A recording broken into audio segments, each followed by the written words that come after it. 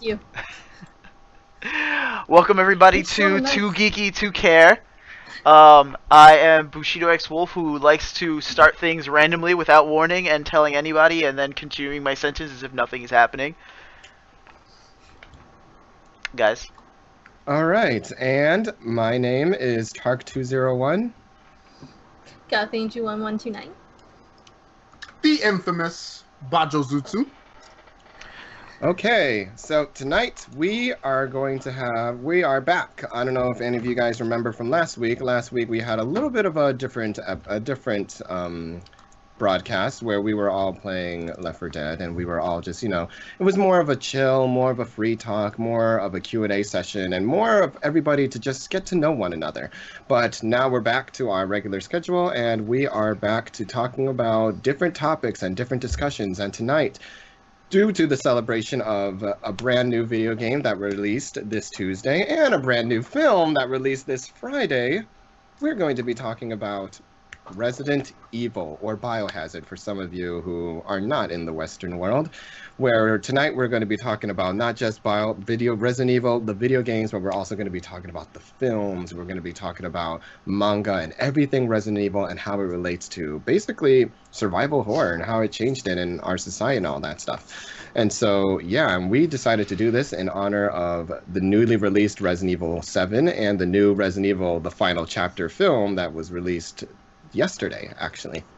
So I think we should start off by saying, I guess we should go around and ask everybody what was everybody's very first experience with Resident Evil, whether that be through film or video game or even action figures. I guess I'll start off because I have the least experience with the game series because I think I played two of them, maybe it was two of them. I think the earliest one might have been a Dreamcast one. I'm not sure if they ever got on there, but They did. okay. Code Veronica. Aside from possibly one of them on the Dreamcast, because it's bad memory, I know for a fact I definitely played Resident Evil 4, and it was very, very, very, very difficult for me because I would have to stop and shoot, and not being able to multitask in any game would make it extremely difficult for me to play because that means I would have to like simplify my train of thought. So it was a game that infuriated me. I did enjoy watching it, but it infuriated me mechanics wise. So I couldn't play it. AJ, you want to go next? I don't because I think I have the most experience with Resident Evil. Okay, Well, we're just talking about our very first. We're just talking Yeah, about we're our just talking very about our Yeah. first game. Yeah, See, so but then- basically, okay, go ahead, Lucy. yeah, I'll just go next. Anyway, so basically, my first experience with Resident Evil was Resident Evil 2, as Yes. I've probably said in a previous video before. Um, so yeah, that was literally one of my first experiences, and because I think I started off with Resident Evil 2, I got into it. Like, I really did enjoy it, and at the time I was pretty young, so it scared the crap out of me. Like, that was in like Nintendo 64 days, you know. So when I played that, I was really young, and I played it with my sister. And every time there was a hard part, I would be like, "Here, grab the controller, do this for me. I'm too scared." Like whenever there was something just popping out of windows or whatnot, I was just like, "Oh God, why? Why would they do this to me?" Like back then, for me, Resident Evil was really, really creepy. It was one of the first like scary sort of creepy games that I've actually played. So that's something that, even though I was scared a lot of the time while I was playing it, I did really enjoy it. Nice. Okay, so I think I'll go next. For me, my first experience is very similar to Goth Angels, where my first Resident Evil experience was with Resident Evil 2. And I remember back in the day when I was still playing like early PlayStation 1 video games like Crash Bandicoot and Spyro the Dragon.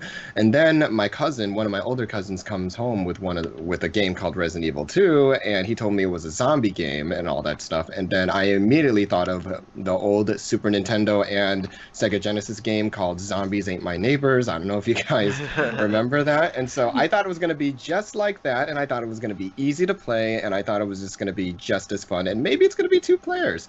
But right when I started it off, and we see that opening cutscene with the dark music and all that, and then right when you push, the button to begin, it says boom, Resident Evil 2, and it's all scary and dark, and that's when I knew, oh, this is going to be something completely different.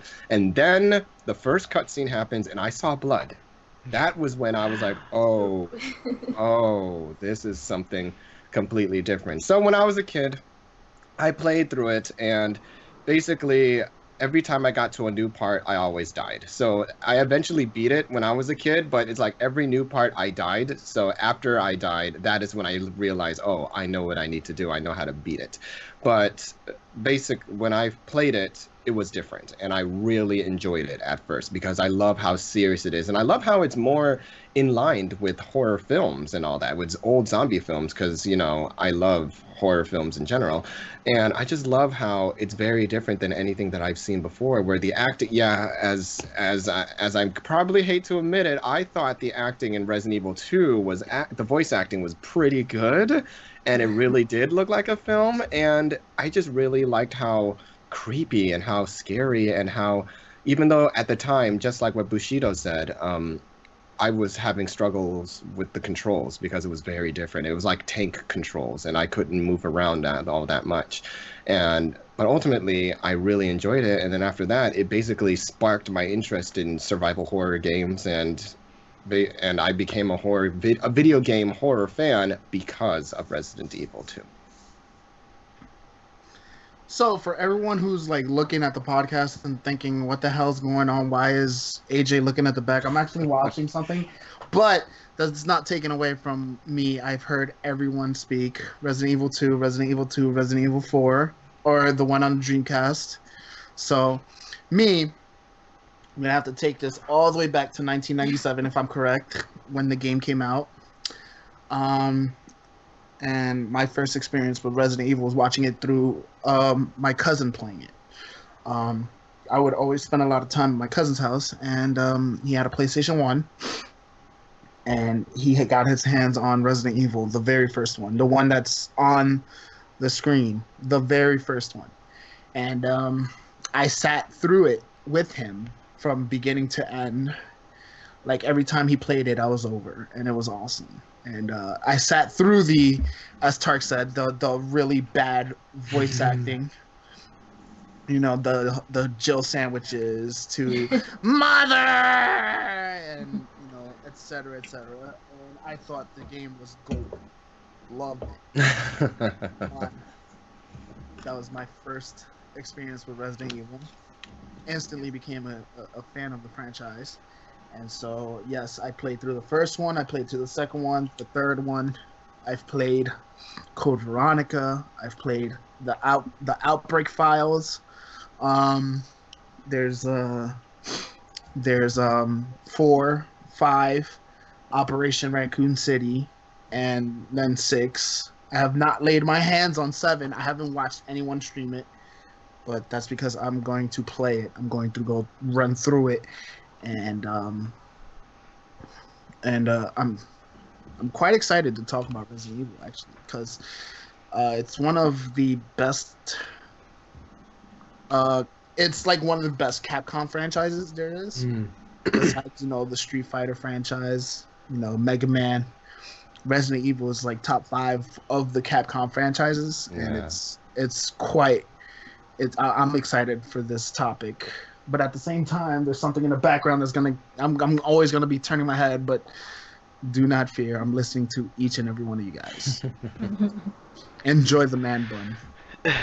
Well, going back to talking about 7 real quick, the new one. Actually, I was just finished watching my friend play a little bit of it on Twitch as well, and it looks really, really good so far. And at some point in time, they'll probably stop in too, just to stop by and talk with us about it a little bit, which would be pretty nice. But the new one looks absolutely amazing, and it just makes me laugh a little bit when I think about like the earlier ones, especially like the first 2 of them, where you compare it to the visuals now, and you're just like, wow, now it looks really creepy, super realistic, and the transitions and everything are amazing. And you look back there, and you're like, did this terrify me?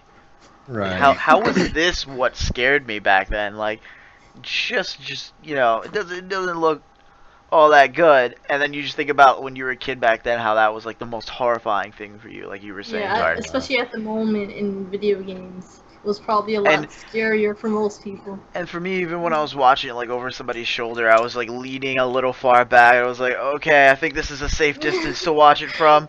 Right about here. Yeah, let me lean back a little bit. Alright, I'm good. You keep playing. No, it's okay. I'll pause it. I'm not worried about the guy with the chainsaw. There's just you and me between the screen. It's cool. I'm good.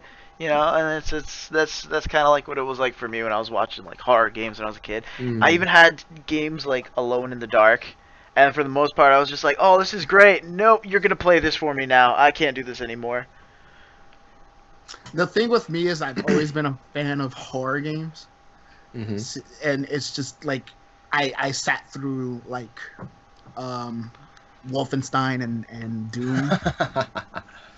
And like games like that would always catch my attention. They were horror games, but it was just one of the games that caught, like, it was just like, wow, this is something cool. I've never seen, like, monsters flying around and like attacking you. This is so cool. Without having one of those cheesy animated styles of, like the way that, like, because Sega and Super Nintendo, they were family friendly consoles with, like, regardless of the Mortal Kombats or the Street Fighters, the fighting games, they were mostly family friendly until we got our Wolfenstein and our Dooms. So when those games started creeping by and we got the what is it, the MSRB, this is mature rated gaming, you can't play this. Because for me it was either, remember back then it was K to A. I remember that one. Kids to adults. And it was either the terminology was super vague too. Like there was no clear defining lines as to what made it for adults or why it was adult or anything like that. But the one thing that stuck was the T for teen, and that was even grayer area. No one. So it was just like, so is this okay for an 11-year-old to play? Is this like what makes that 2-year difference that big of a difference?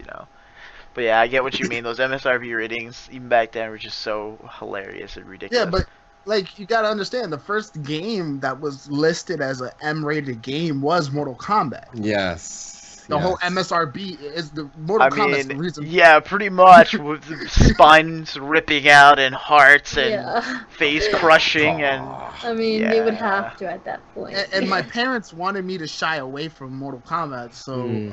When Doom came out, they didn't care. Like they were like, "Oh, this is just a shooter game," but it was so cool. Like especially the music, like and it's just running around just shooting everything. It's like so cool. So like when Resident Evil came out, like granted, it's more 3D. You actually like it looks cooler. Compared to like a Super Nintendo graphics, like. Resident Evil was just so cool, and that's why like games like that, like they like Doom will forever be the ultimate horror game because that's the start. Like without Doom, you wouldn't have a horror game genre. But then when it comes to Resident Evil, you wouldn't have the zombie survival genre. Or the survival genre in general, because I mean, we're gonna talk about the evolution of Resident Evil because there's a lot that has. Oh yes. Even till now, even 7, it's a revolutionary game. Still going on, Yeah, it's still evolving. It's still changing. Yeah. And we're gonna get into it, but like the zombie, like the horror genre in gaming is just so fantastic. Yeah. And it's not like when you watch a horror movie, sometimes you see the cliches and you're like, oh, this person's gonna die. Next thing you know, oh, that person just got killed. I knew it. or the jump scares. I hate jump scares in horror movies. I'm just telling you that. Exactly. I feel like it's like it's something that's just like a filler for actual content. It's so annoying, but like when you play horror games, you're invested in the character because you're like, I don't want to die. I don't want to die. And the next thing you know, you die in the worst way. And, like, and what I would like to say too, especially about Resident Evil, is when you die, they kind of like mock you in a way. yes, like, They mock you so bad when you die. It's like, well, you failed, you know, like they want to make you feel bad about it so that way you die less. And then also there's I don't know when they started doing it or if they've always done it because I cannot remember for the life of me. But then there's a score system at some point which Resident Evil had inputted where you can get like a score of like C or D enough. Or is it E enough? I don't know. So it's almost like yeah. So when they started doing that, it made it feel worse whenever you died because it's like they no, knew. that's been around since the first one. Well, that is if you beat it. Yeah. Yeah, you're right. It's been around since the first one. Yeah, but like, all the way. For the newer Resident Evils, I think they do it per chapter now or something like that. Yeah, per chapter, yes. They do the scores per chapter, so you can see how horribly you're doing or how great you're doing. So, like, I enjoy, it's just, I love the genre itself. And we're going to talk about how much it has evolved. Because we all know Resident Evil first started as a zombie survival game. Right? Yeah. I mean, I've played 1 through 3. Of course, you had Nemesis, who was a monster, and 2, they like you see the monsters there, but the primary focus was on the zombies. Yeah. You know, I mean, you see it from like the introduction. They had the little movie of I don't know if it's Chris or whatever, the live action. And then like you see the zombie and he's like, ah! I love that little video at the very beginning. It's like, oh, this is so cheesy, but I enjoy it so much. And you can tell again it was a zombie game. It was just exactly, especially when they started off extremely cheesy. But then again, like what zombie thing didn't really start off that cheesy when they first began, you know? Like a lot of it starts off like that, and then throughout the series they just get a little more serious about things. See, like, and then we're also going to mention the movies. Am I correct? Yeah, yes. We will. Yeah. Of course. Okay, because you guys actually made me watch all the Resident Evil movies. I had to watch all of them. I haven't seen the most recent one. I did not watch all of them. I don't want to watch the most recent one, considering I just sat through all of them and just realized, like... Yeah. I do want to watch the most recent one probably, like, later on, you know? I don't know. Maybe when it's just about to leave theaters. Who knows? But... No, I'm probably going to watch it once it gets released. I don't want to watch it, like, the early few weeks, you know? Just... too many people. I'd rather wait.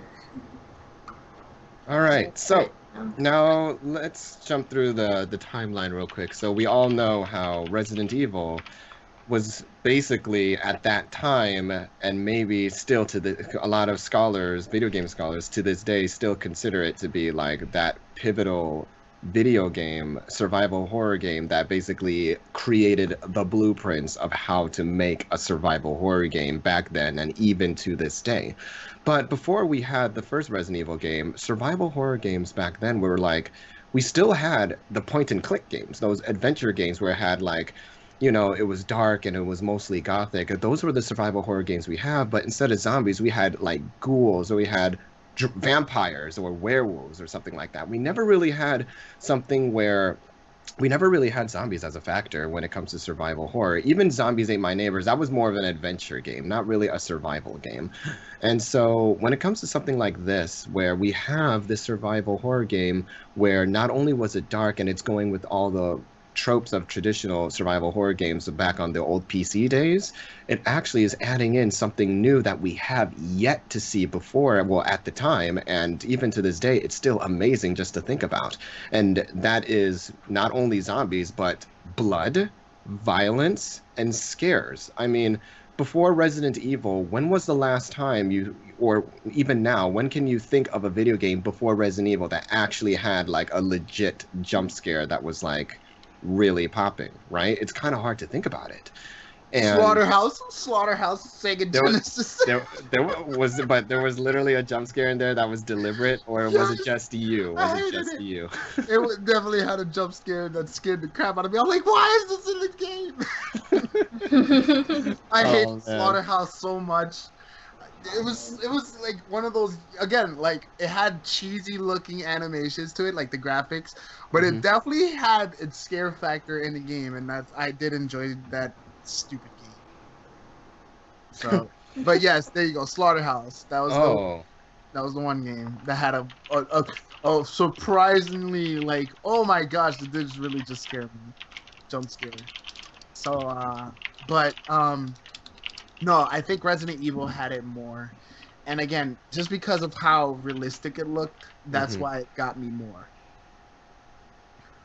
Yeah, and so if we were to go back and reflect on the very first Resident Evil game, it was something that no one has seen before. And even my older cousin, who was a big gamer back in the day, when he was talking about the first Resident Evil, he basically told me, and this is actually a fact, where back then, where you had a video game where barely had any music, where it was just you and trying to survive in this situation, and you barely had any resources. Like when you're playing as Chris, you just get a knife and a gun and no ammo and no health items. That's it. Now you have to go out in this universe to try to basically survive and beat the game. Everything that you do is all up to you. At that time, no one has seen that before, and nobody has done it. Nobody has felt that fear of being vulnerable, of being helpless. Yeah, it's definitely, you felt way more vulnerable when they only gave you such limited supplies in the beginning, and you're just like, oh god, what if I run out of ammo? I'm screwed. Like, you had to preserve this sort of stuff and look around everywhere for supplies. Well, or else, go ahead. If I'm correct, the first Resident Evil didn't have difficulties. Yeah. And that was because for the novice players, you were supposed to play as Jill. Yes. Because Jill had the gun, and she had the lockpicks. And she also had Barry, like an actual NPC that appeared periodically to help her. Well, to help you, the player. Yeah, you're absolutely right. And then for the, like, if you wanted the challenge, that was when you played as Chris, because Chris, like Tark said, no weapons, just a knife, and I think that was it, just a knife. That was when the original came out. I think he only had a knife. No, you find, like, you go back to Jill's location and she's missing, but her gun is still on the floor, so that's basically your gun. You get a little pistol. Yeah. Okay, yeah, you're right. But I believe that's how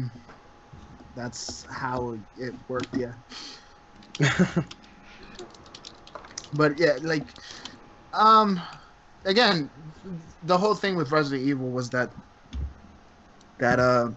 it was scary with the zombies. And then we're gonna now start talking about the evolution of Resident Evil, which 1 through 3 was the zombies. Then you had Code Veronica, if I'm correct, as the time. If we're gonna go by the timeline, Code Veronica, and then I want to say 4 came out right after that. I think 4 did come out right after that, which was the GameCube and the PS2. Right? So when we start talking about 4, out of the original 3, Brandon said he's only played 2. I've only played 4 personally. I've seen people play through other ones, but I've only played 4 personally. Okay. Oh, and then there's what was it? 6, maybe 5. I don't remember which one is it, but You I played played 5 with me. I played 5 Oh, and nice. Revelations. And yeah, in Revelations Oh, as well. nice. You see, there's so much because there's also Revelations, which is like a episodic sort of Resident Evil game. Mm-hmm. But like I So- only used 2 weapons because of the way the mechanics work with it, which was like a shotgun for anything that was within 10 feet of me, and then the rifle for anything that was further than 10 feet away from me. It was pretty much the only way I was able to play that game because I was just dying otherwise. Like, with me is like, I've played the Revelation games. I didn't get too deep into it though. Yeah. I liked it. Don't get me wrong. It for me, it's a really good game. Mm-hmm. But I think it also fell into the whole issues, and I'm gonna explain it later on when we talk about 5 and 6, Yeah. where I'll just mention it now. I felt 5 and 6 were action movies. Yes. Yes, there was lots of cutscening where there was mostly sort of just action-based things that were happening. Mm-hmm. It wasn't as much the element of scary or zombie, because it wasn't really zombie anymore.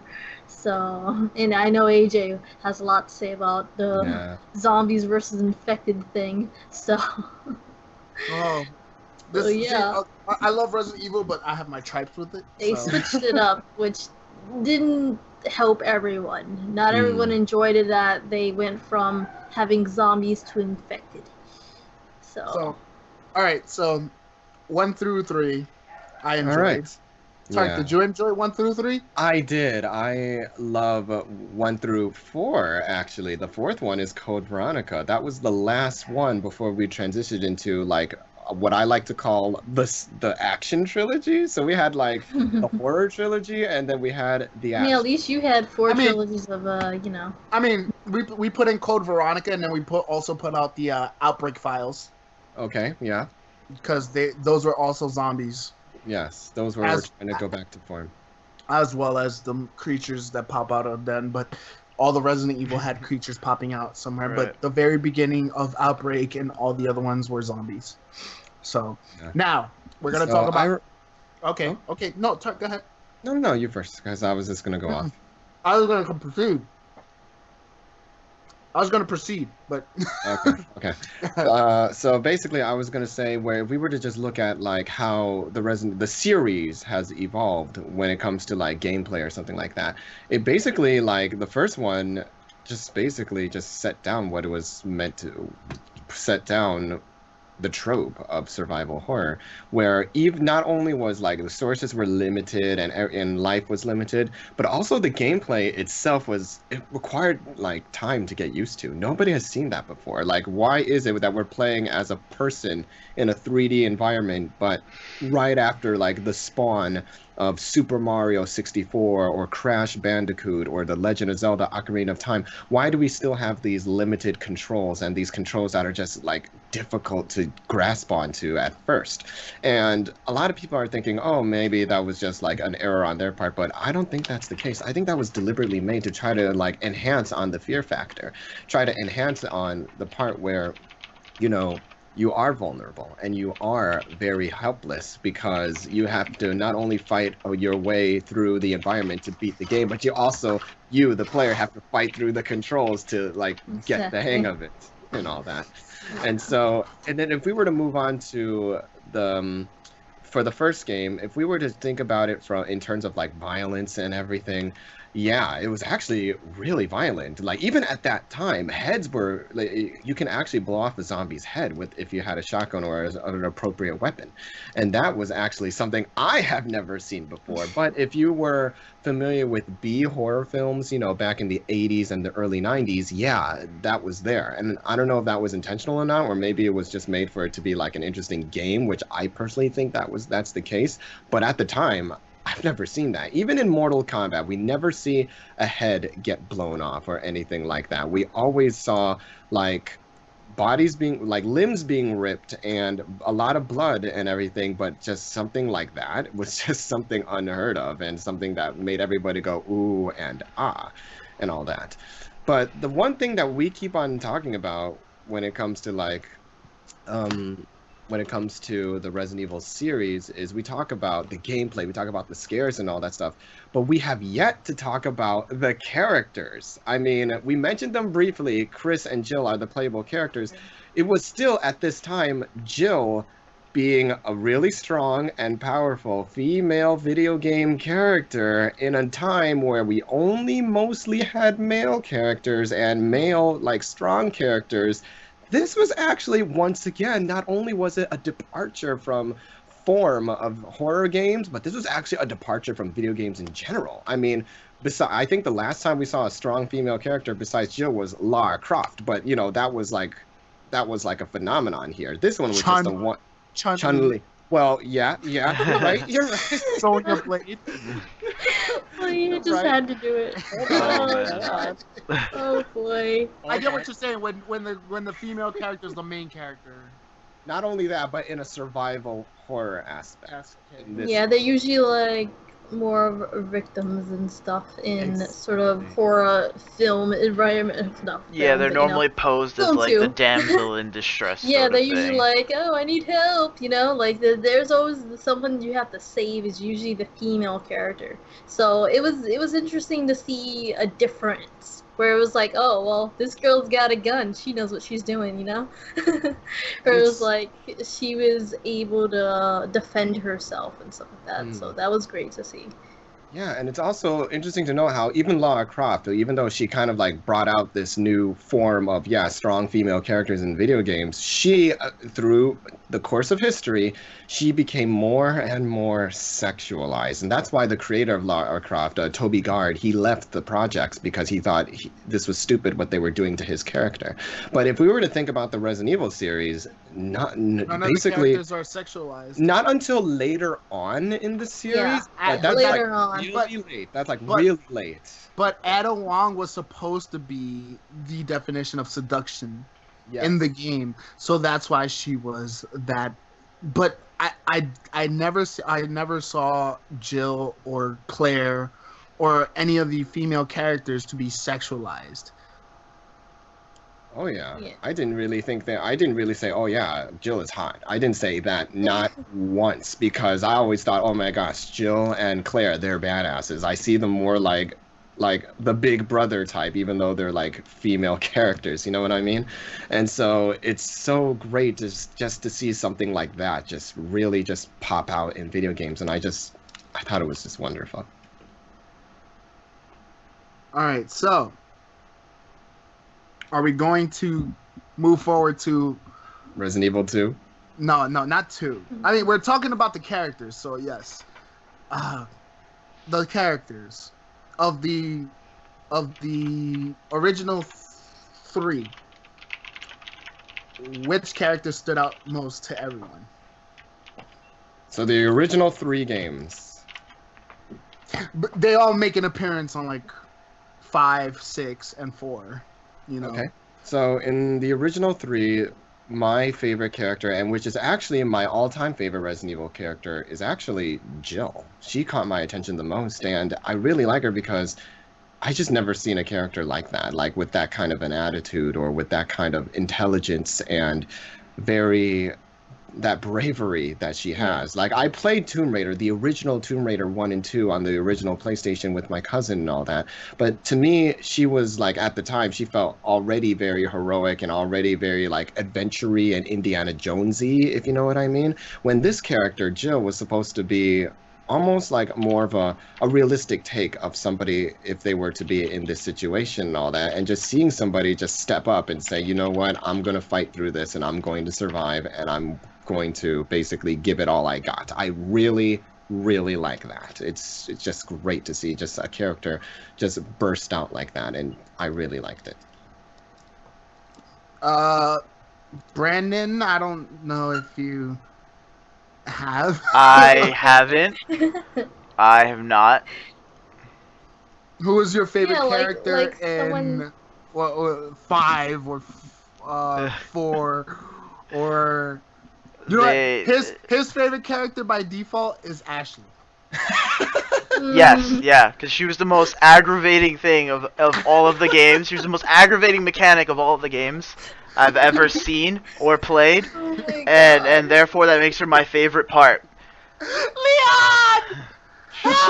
Like No. she's just the most. The memories are coming Like back. everything in the game would have been bearable. I think I would have liked 4 if just she wasn't there. She just wasn't there. Just like, replace her just- with anyone else. Like I would have taken one of the monsters just constantly coming back to life and just walking after you, and just there being like only 5 seconds of peace, even to do puzzles. Like you had 5 seconds to solve every puzzle. I would live with that to not have her. That would be the bearable part for me. Leon! Help! No. Oh God, no. So when I was streaming it, I kept killing her. Oh, really? You just shooting her? Yeah. You It was just shot her. bam! Oh my You God. killed Ash. No, but If only you could progress and not save her. Oh man. That's no, so but mean. I do like some of the characters though. From what I've seen, a lot of them are like they're very focused, and that's what I like about Yeah. them. They're not like in a lot of other games, especially survival horror games, the characters like, oh my God, I gotta run away, and they panic and they freak out and they do stupid things. In these games, they're just like, I don't like that thing. I'm going to shoot it until it's dead.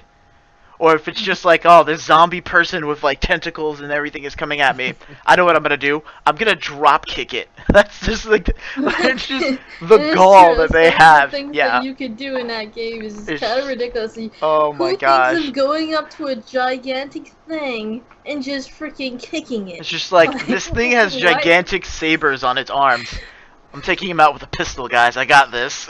Like, what? Pistol in the head. Who does this?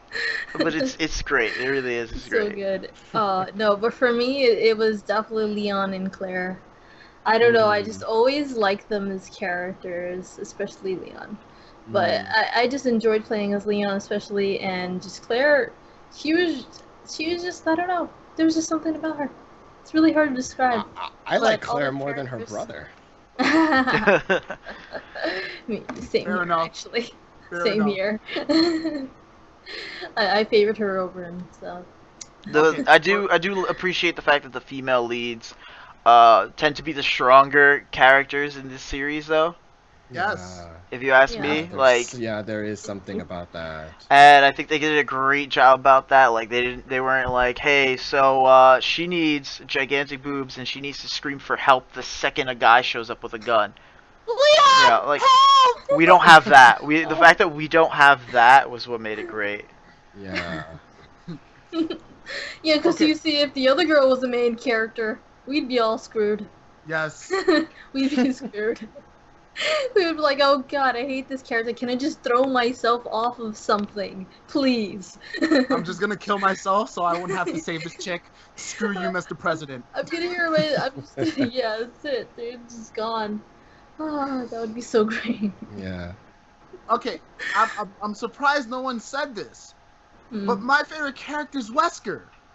Oh, Oh. really? Okay. I mean, yeah, I guess see, not It's a the lot of people think sunglasses, of their right? favorite character as Yeah, the villain. sunglasses. You know, It's the sunglasses.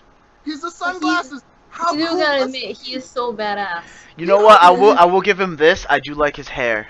Yeah, His hair is- that hair. It's though. something about having smooth, slick back hair that I really like. I don't know what it is.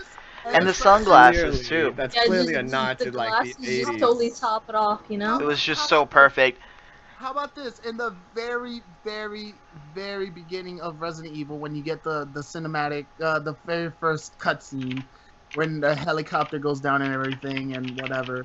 But you're outside in the dark, and Wesker saves Jill. And when you see Wesker, it's dark outside and everything, and he's got sunglasses on. Come on! He's just so cool, That man. song, He needs some that song. sunglasses. What is it? That I wear my sunglasses at night. That one. It was Yeah, made for him. sure. It was made for him. Come on, Absolutely made for him. He wears them so I can't even imagine, like, just if he took them off, I would just be like, no, put them back on, please. Like when people This is used to so talk weird. about having like unlimited life and being immune to damage and all that in video games, Wesker was already doing that. Right? Wesker was like when they made him, they were like, wait, we should do that. What if there was a cheat code where you could just be Wesker in other games? Let's do that. Let's call it God mode. Let's not let anyone know that we're just basically just trying to idolize him in other games or anything. But not only that, it was his mannerisms, like how he Just walks through everything like nothing really fazed him. right? He was just so cool, and I like that about Wesker, and like it sucked that he was the bad guy, but then you realize it just makes him more of a badass. Like, oh, okay, he's the reason why all this is happening. He's so cool. Like, you can't get mad at him. Wesker was like,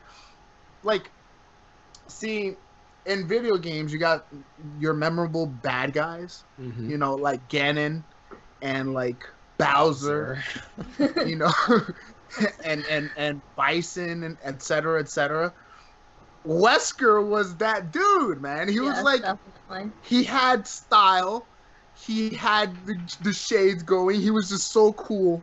He was King Batty, you know. He was a badass. And I'm like, yo, like, Wesker was so cool. Like, there was no way, like, Hard to hate that guy. it was hard to hate. Exactly, it was so hard to hate Even him. though you're supposed to be trying to fight against him, you're just like, man, but why is he so cool? Why'd they do this? Right? Come on, And making it really hard. like, that was, to me, I was like, I know why I enjoy Wesker. And me and Goth was talking about this when we was talking about this a while back, that when they did the movie and they introduced Wesker, the guy they casted as Wesker looked like Wesker. And we were like, that was the only thing, in my opinion, that they did right, because that's literally the moment they showed him is like when you're like, yes, this movie kind of redeemed itself. like, it was like he looks just like Wesker. Like, if Wesker was real, like a real guy, this is what we wanted him to look. Yeah, this is exactly, that's what you imagined when you saw Wesker, you know. So you can't go wrong with that. I was like, this is fine. So now that we have that out of the way, now we're gonna start talking about the infection. Yes. The parasites. Creatures. We got the characters. What about the creatures? Because yes, there are zombies in this game, as we mentioned earlier. That was like completely innovative at the time, especially for survival horror.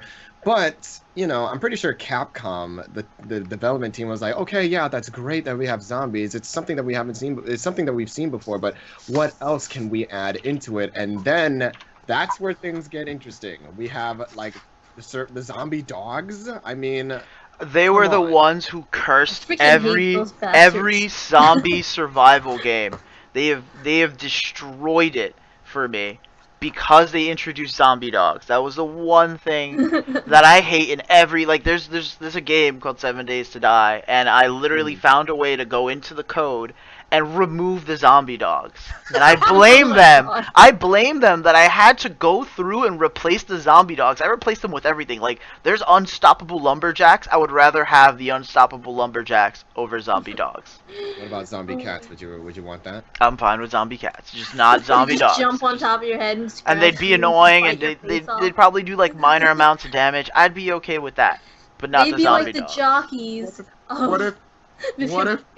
What if there's zombie wolf? Oh my god. That's even worse. Come That would on. probably be worse, yeah. Yeah, I mean that's almost the equivalent of the zombie dogs, so it would be a little more badass, but you would still be annoyed like hell by them.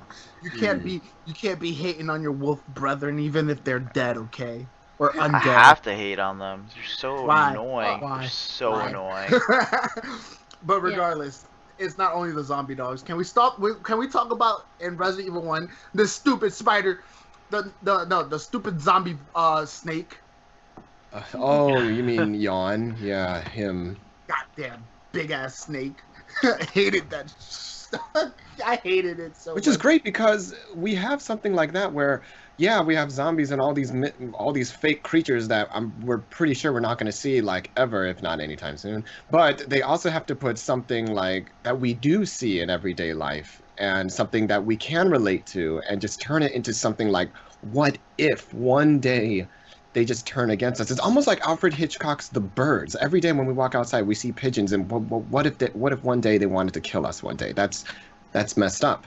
But for Resident Evil, we have the dogs, we have snakes, we have spiders, something that we can basically look at like today, for example, and just turn against us. It's the thing is, Resident Evil poked on a lot of phobias.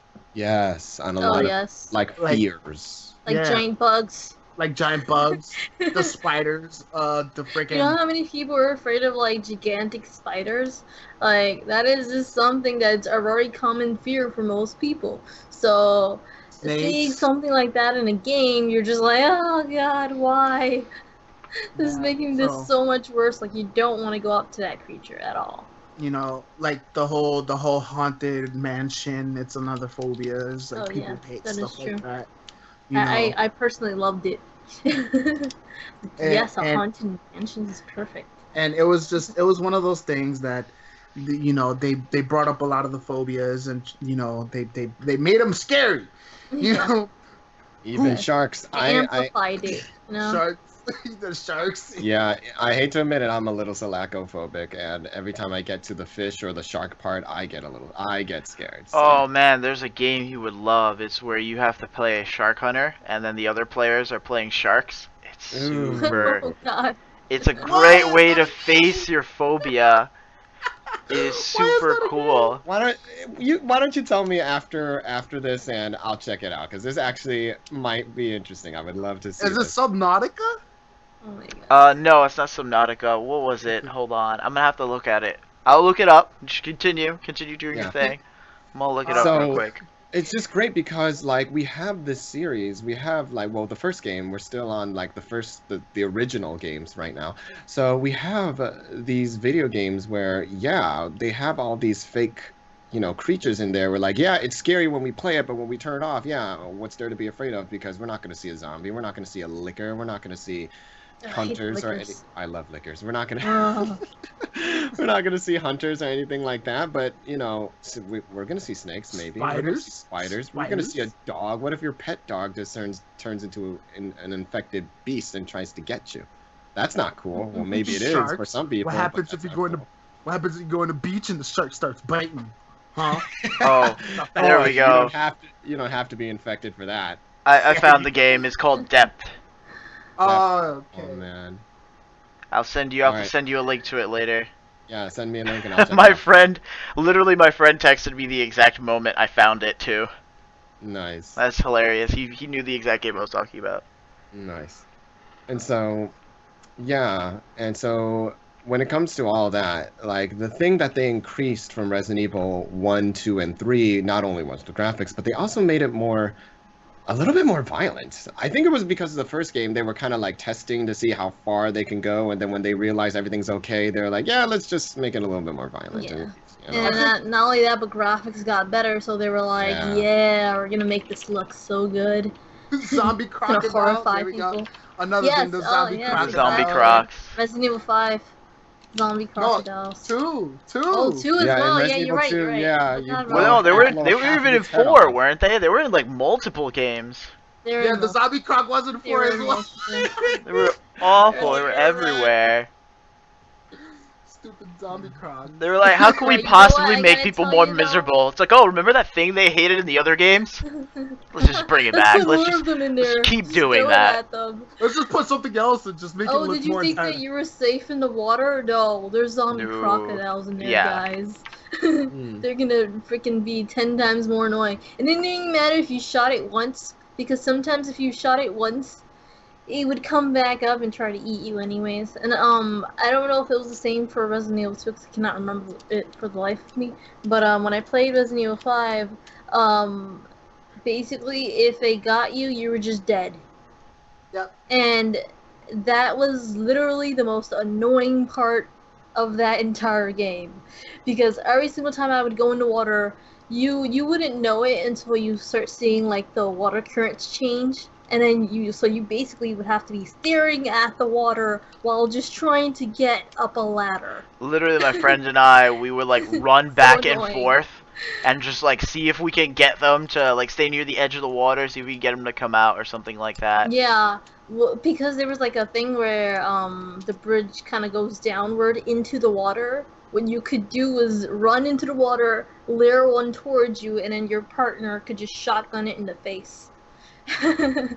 Which was a great tactic, but it was super annoying either way. And then Oh, yeah. when you got up the ladder that basically had infected in there, it was just super annoying because let's say one of the infected got down the ladder, you were fighting him, you shot him, and then he turns into a spinny head.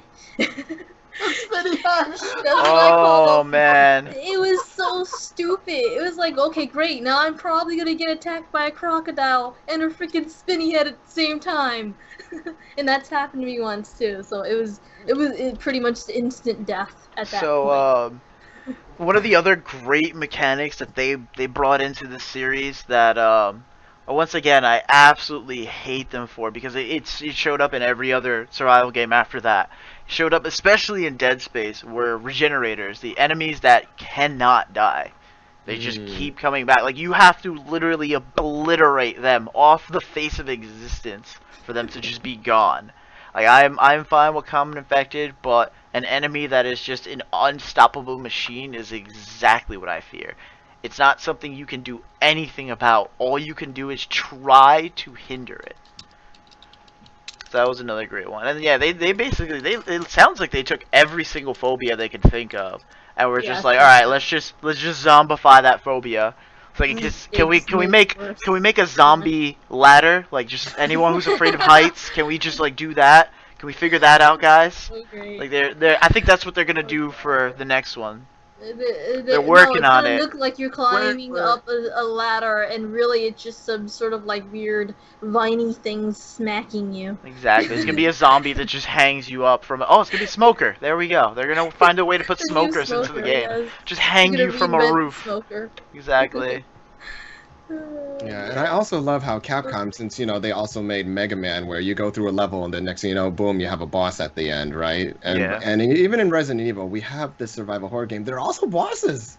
Bosses in a survival horror game? That's just unthought of back in the day, right? Like the It was- Tyrant or Nemesis. Oh, people don't remember the Tyrant? I remember the Tyrant. He only had one. He had one arm that had a claw, and the other one was just like a regular arm. And Nemesis, Arm. you know. And then you had some of those boss battles, like the big ass snake. You know, Mother! Oh god, what? Oh man. Etc. So you do have your boss battles, you know. And again, they were all fun games. I remember playing through all of them after my cousin beat them. That's how it worked, because I didn't have a PlayStation. My cousin did, but I was always at his house, and we would just. There's always that. You know, those were like, it was always Resident Evil and then Metal Gear Solid. Those were the games that I remember the most him playing. And Final Fantasy. No, actually, I played Oh. Final Fantasy on my own. Oh, nice. So, but with that being said, I think it's time to move on to the. Yes. Yes, so basically, we've been talking about, oh yeah, the characters were great, and it just takes everything that we fear, it just takes the fears of real life, and it just puts it in these games, and we're scaring each other half to death, and it's so great. And we played Resident Evil 1, 2, 3, and Code Veronica, and all these other ones like a billion times, and then finally, when they moved on to the next generation of consoles, so did Capcom, wanted to take their series into a completely new direction, and with that, we got the infamous, the powerful, the iconic Resident Evil 4. The first game where they were like, yeah, you know what? We're not going to have any zombies in this game. Not really. So the whole thing is, it transitioned from T-Virus, right? Because that was the original T-Virus, which was the zombie virus, into the parasites. right? Yes, yes. It was all about parasites, and I think they really wanted to do something more. How do I say it? More relatable, something more realistic. Because another thing that we didn't really talk about when it comes to the other three games was the writing, like the actual story. Where, like, in the first one was pretty simple. Yeah, we have people in a haunted location and all that trying to survive. And then the other two, yeah, people in a city trying to survive. But there's also a deeper lore to it. There's like like a government conspiracy going on. There is like the characters sometimes have a deeper connection to what's really happening and all that. And sometimes a lot of the characters that you think are good are actually evil, quote unquote, Wesker, right? And so it's one of those things where, yeah, we have all this horror stuff and we have all this great characters and action going on, but we need like a good writing mechanic, and they had it in the other three games, and maybe in the later ones if if you're a fan of them. But basically in the other three games, yeah, it was like a really, really deep lore, and there's a huge Resident Evil timeline that's just all over the place, and fans create their own timelines to try to give people a clear picture of what's going on and all that. Believe it or not, like the story actually starts off in the 1960s, where key figures were born and they had this idea of what will eventually become a virus, and then boom, all these characters that we love so much, Leon, Jill, Claire, they just happen to be in the middle of this conspiracy that has been going on for so long. So moving on to Resident Evil 4, when they went from a virus to like a plague, or basically when it comes to something like that, I'm assuming they wanted it to give more of a realistic take and a more of a modern take of what's going on, because I didn't think that they wanted it to be where, yeah, nobody does this anymore, nobody will see it like this anymore. And I think they wanted to adapt itself into, well, for the gameplay perspective, they wanted to adapt itself to what's happening in that game era. Because what was going on when Resident Evil 4 came out? Call of Duty terrorism was happening and all that, and we recently got into like conflict with the war on Iraq, which is the war on terrorism and all that, and there were all these international conflicts going on. So instead of it being, oh yeah, characters having a deeper connection and one gigantic conspiracy theory about the government fighting against people, it's now where it's like territorial, if you think about it. Resident Evil 4, the enemies in the game, what language were they speaking? What do you guys remember? Pig Latin. No, they weren't. They were speaking Spanish. They were speaking, yeah. It was Spanish and Latin. Spanish and Latin, exactly. Yeah. And then in Resident Evil 5, the characters were speaking Swahili and other Southern African dialects. And in Resident Evil 6, well, we had Leon and Helena, and eventually Jake and Sherry. They go into China where they were speaking Mandarin, and we had the Chinese enemies. I mean, what's going on there? So it's getting more and more international, I guess, and they wanted it to be more relatable to like the conflicts of what's going on. So in a way, but that also starts up the whole fear. No, that's where a lot of the controversy came from. Oh yeah, they ended up getting in a lot of trouble for one of them that ended up getting pushed back because they were Resident Evil 5. Yeah. People were like, "Oh, you're being a little racist with the way you're handling You're shooting all these black people." And it's just like, okay, well, our agents are from a particular country and they're in this other country, and guess what all the people from this country looks like? I don't know what you guys want us to do about this. It's like, should I just lie about the kind of people that live in this country? No, white people live in every country. That's what we had to do. In a sense, though, it also started from 4 because it did. There was a lot of outrage within the Spanish community that were like, "What the hell? Like, can't really be saying like we're all like this." And it's not only that it was just. Yeah, I think people are ridiculous for. I think that's just kind of looking at it like that. Like thinking something because. Like, that's not how they were trying to portray those characters. It's not like they were an important part of the whole thing, you know? Like, it's not like they were just showing people in that place. They were showing infected in that place, or zombies in that place, you know? Like, why are we focusing on them so much? Doesn't even make sense. But, you know, I do admit I love the Ahí está, mátalo!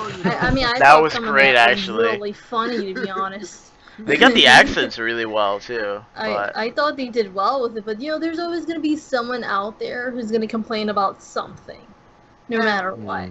And like Tark was saying, there was a lot of things going on, but you also got to look at a sense that a lot of the games were cult-ish. You would deal with cults in the game as well, because the whole point of it was that like in 4, it was a cult that had kidnapped Ashley. Mm-hmm. That's right. Yeah. It was a cult that had kidnapped Ashley, and there was a lot of cult messaging in the game itself that you had to pick up on. And it wasn't only on 4, it was also on 6. I think it was on Jake Wesker's story. There was a lot. There was a cult. Yeah, there kind of was. So there's the whole cult element as well going in these games, and we'll mention that as well because it plays a huge part into the like religious aspect of it, because it ends up playing a part in the game as well. And I don't know if I'm the only one that picked that up, because everyone's quiet right now. No. I picked it up as well, and Okay. I think, so with all this change with like 4, 5, 6, and 7. No, I'm just kidding, not 7, but 4, 5, and 6, and all that. When it comes to this change, I initially interpret it as like a way of delivering, like I think it was their way of trying to deliver fear in like another way, because we have these other 3 or these other Resident Evil games that take place during that time, where we've seen like the zombies, we've seen the monsters, we've seen all that crap, and we played those games millions of times. If they were to give us the exact same thing, would it be scary? I'm pretty sure a lot of people would be like, yeah, no, not really, because we've been through that and we need something, a little bit more innovative. And I think what they wanted to do was deliver fear in a way where you can relate to it and say, oh, I see it now. So in Resident Evil 4, if we have like the cult idea, it can be similar to like, I don't know, the KKK or the Illuminati or something like that, where we have all these cultish ideals happening. Or we can even say recently, oh, that freaking clown stuff that's been going on, but it has stopped, thank goodness, but just something like that. And then if we were to take something like Resident Evil 6, where it goes all over the world and it's dealing with like epidemics and all these different, prevention of diseases and all that stuff, it is so relatable to how our world deals with it today, So it's one of those things where I don't mind it being this different and all that, because I think as we get older, and if we grew up playing those Resident Evil games, it scared us because we have that imagination and that mindset. But as we get older, we're looking out for the real fears in our reality, and just seeing it reflected into something like this actually might scare us a little bit, Might I say, I love that picture of Leon getting chainsawed. Me too. You know what was funny? I tried to find one of Ashley getting I killed. honestly hate that chainsaw guy. I know. I was trying to find one of Ashley getting killed, and for some apparent reason, it was all just I can't say what kind of pictures instead. Cause I specifically typed in her dying, and it just came up with everything else. And I was like, you know what? This makes me feel better too. This chainsaw guy always annoyed me. But yeah, I think there was a video. There was a video on Machinima where every time you got your head, you got chainsawed, your head got chainsawed, it would turn into a like the head would turn into a kitty. And I was like, this is great. It's just like, makes oh, death no, worth I don't it. feel so bad about being chainsawed. Yeah. I enjoyed RE4. I did too. To be I gotta admit though, the whole chainsaw thing, being chased around by a chainsaw definitely frightened me. Okay? The thing with RE4 was that it was a very revolutionary game. It was.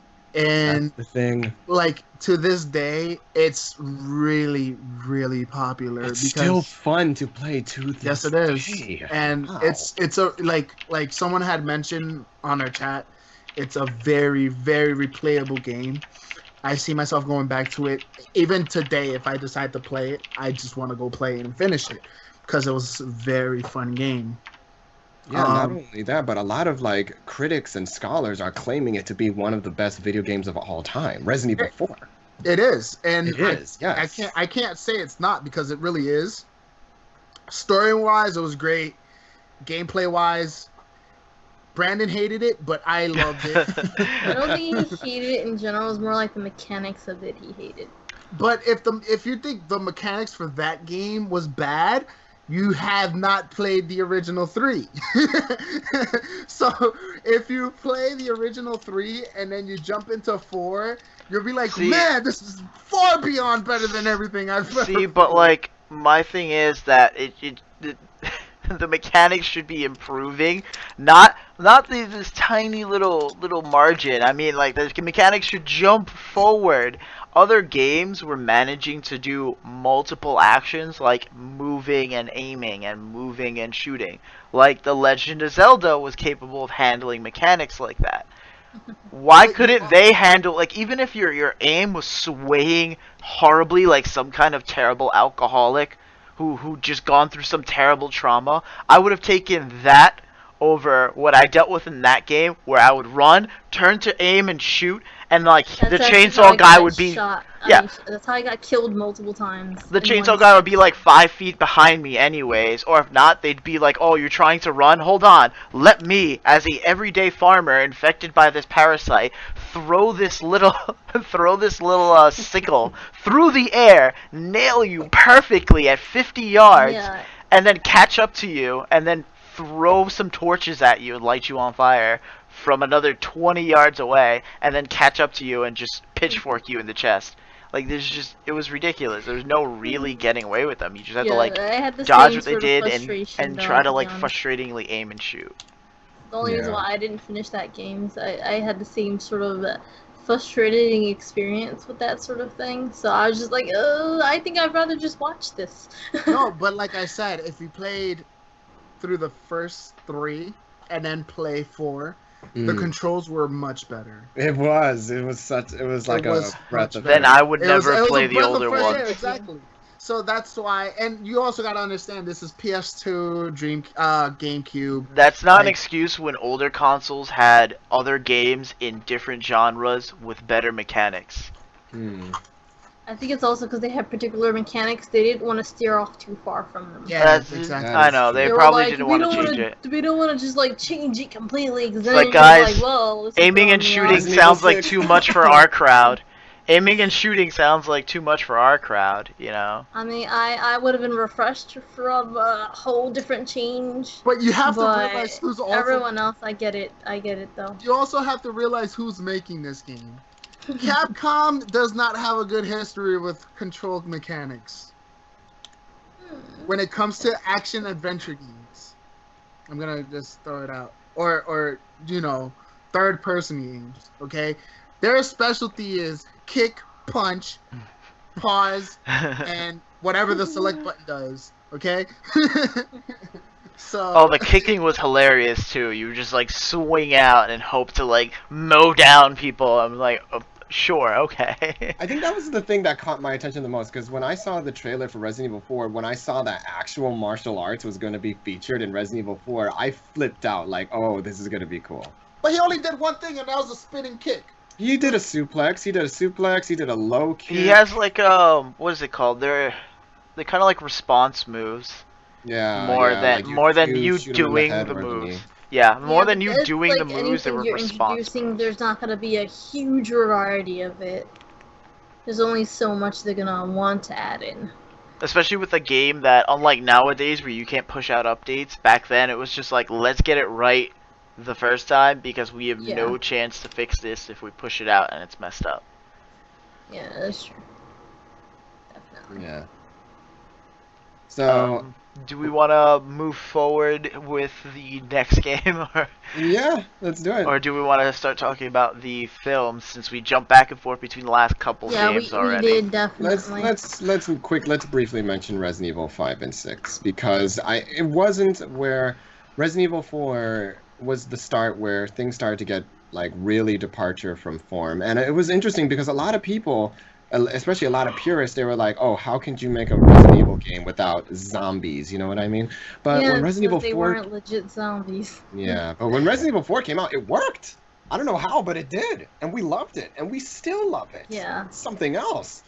But then when Resident Evil 5 came out, that is when things started to make everybody scratch their heads a I little mean, bit. like, I think it was because the storyline as well was pretty lacking. Yes. So when you had the storyline intertwined with the gameplay itself, you were like, this could have been way better. And then so you start thinking to yourself, man, I wish this was more like that game, or stuff like that. You start comparing it instead. So it did the experience for Left 4 Dead. Sorry. The experience for Resident Evil 5 did feel lacking. Definitely. Like I could feel it even knowing what the past history of Resident Evil games were like. So. So I think the Resident Evil 4 through 6 was Capcom's Capcom's calling from fan response. So Resident Evil 4 came out. It was a huge success. Everybody loves it. Well, almost everybody loves it, and it was really popular, and people still play it to this day. But I guess one of the complaints was like, oh yeah, well, it didn't really feel like it was directly connected to the other ones, even though it had Leon, and spoiler alert, it had Ada and everybody, so it didn't really have that. I mean, like, I feel like they only threw him in there because they were like, everyone loves him, so. I will say this: Capcom did a good job with the co-op campaign. Yes, on 5 and 6. 5 and 6, the co-op basically made it better for me. Yeah. They were great, especially since they were both multiplayer online. Yes. I thought that made me happy. It was handled well. Yes. My issue with both of those games, and I've said it before, it felt like an action movie. I mean, it kind of was like there was moments where like in Resident Evil 5, there was a moment where like this whole motorcycle scene pops up, and you're just like, what the hell is even happening? And the Majinis, and the enemies in Resident Evil 5, the Majinis, they were wielding rifles. They were wielding guns. They were shooting. You start to get so confused as to what the hell is even going on anymore. I thought and you're taking cover too. I remember in one level, you're taking cover. You're taking cover, and you have to do. It's playing like a third-person action game. And there was a time where I'm playing this game. A lot of cover. I played it co-op from beginning to end with one of my cousins, and there was that time when we reached that part. We looked at each other and we were like, "Hold on, are we still playing a Resident Evil game right now?" Yeah, exactly. You had moments where you were like, "This feels like a what is happening right now?" It feels like you were playing more of a first-person shooter, like like any other game, rather than playing actual Resident Evil game. Yeah, it kind of throws you off in a sense. So it's kind of like Capcom is responding to fan response, like Resident Evil 4. Oh, it didn't have much of a connection to the previous games. All right, so Resident Evil 5, we're gonna have multiplayer, and we're gonna have it connect with the other games by having Wesker and everything. I think what they were personally looking for is like they were trying to find some sort of best of both worlds sort of situation where they could add what actual community wanted, bits and pieces of, and also some of their stuff that they usually do. But unfortunately, it came out more like disorienting when you played it rather than exciting and just crazy, or scary or creepy. We already know though that it steered off of the creepy scale a long time ago. Again, it became an action game with horror element instead of being a horror game itself. And honestly, I would not have minded that if I had known ahead of time that they were gonna start steering in that direction. But it didn't feel that way. It didn't feel like you got some sort of notice on when they were gonna switch from freaking horror to action. So. Personally, for me, I liked it for the most part for Resident Evil 4 and a little bit of 5, but then after a while, when it just got really over the top, I was like, oh, okay. No, even to the point, when 5 got to actiony, it was like, but I did like a lot of it though, especially because I played it with somebody else. Yes. So it gave it more entertainment. I think just playing 5 and 6 with other people with like the co-op mode, that Yeah, actually just makes it just a tad bit better, you know? That's when you're like, okay, I could get behind this, but I'm actually playing with somebody. It doesn't feel horrible. Yeah. It doesn't feel like some weird experience. Okay, so Resident Evil 7. yes. Now I haven't played it. Yeah, we really can't talk much about Resident We can't talk much about it, but from what everyone's telling me, it shied away from just the zombies in general. There's no zombies. Completely Well, let me explain.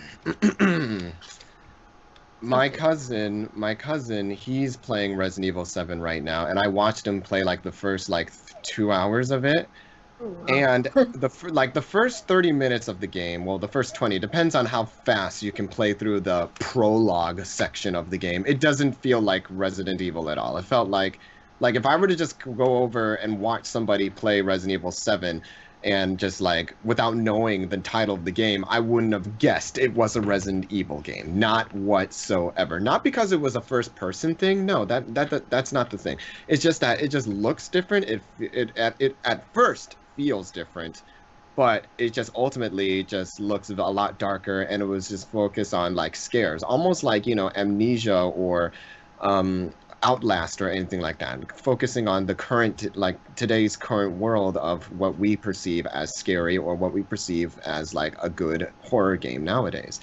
And so, but after the opening scene, the opening gameplay stuff, that is when it started to get more and more Resident Evil, and that's when I started to notice, okay, now I'm starting to see why it's still a Resident Evil game, and now I'm starting to realize why a lot of people are saying it's going back into form, because if you think about it, it really is like the first 3 games, but it's just in first-person view. That's what it is. You're still going back and forth trying to find keys and important items to open doors, and you're still solving puzzles and everything like that. And you're going to be running away more than fighting and all that. And it just surprised me how I was like, okay, so the first 30 minutes, yeah, it's a game. It's not really an RE game, but it's still cool. It still scared the hell out of me, and I'm still violent as ever, but it didn't really, remind me of Resident Evil at all. But then after the first 30 minutes, I'm like, yeah, this is totally Resident Evil, and I can and you can literally, those of you who are familiar with it, you can tell and all that. And personally for me, what they're doing with the series now with Resident Evil 7, I actually like it. It's actually a really good baseline of what could possibly be a brand new Resident Evil series and all that. Because even though this game, Resident Evil 7, it's supposed to be modern, and it's supposed to be a reboot-ish but connect to the other series, it actually scared the hell out of me at certain moments. There were actually really good scares and really good tension in the game when we have these 20 years of Resident Evil. We had 20 years of RE, and still we think we have seen it all. Resident Evil 7 and Capcom shows us oh yeah, there are things that you haven't seen yet. Even if you played Outlast, even if you played Amnesia and all that, there are still things that, we can do with this genre and with this style of gameplay. And I love it. I looked at it, and it kind of reminded me of Outlast with guns and weapons. So I'm hoping I am wrong about it, but I did enjoy Outlast. Yeah, I feel like it's definitely something you either have to watch or play yourself to really get the grip on what Resident Evil 7 will be like. I have not touched it at all yet. I do plan to at least poke around on someone else's stream and see, see what it's all about. I don't mind, because I do want to see what it's like. When it comes to Resident Evil games, I don't know why, I tend to like to watch it a lot more than play it. And it might just be because I don't like the idea of being chased around a lot of the time. But for something like Resident Evil, yeah, I definitely would rather watch it and sit there and just enjoy the whole atmosphere. So probably what I'm going to be doing. I have not touched or seen anyone play it. I am definitely reserved on it because I know I'm going to be playing it soon. Yeah. And someone just mentioned the VR. I heard the VR. See, that's one of the things. Resident Evil has introduced the VR aspect into its gaming as well, and I heard the VR is fantastic on Resident Evil. You heard it was what, AJ? I'm sorry. Fantastic.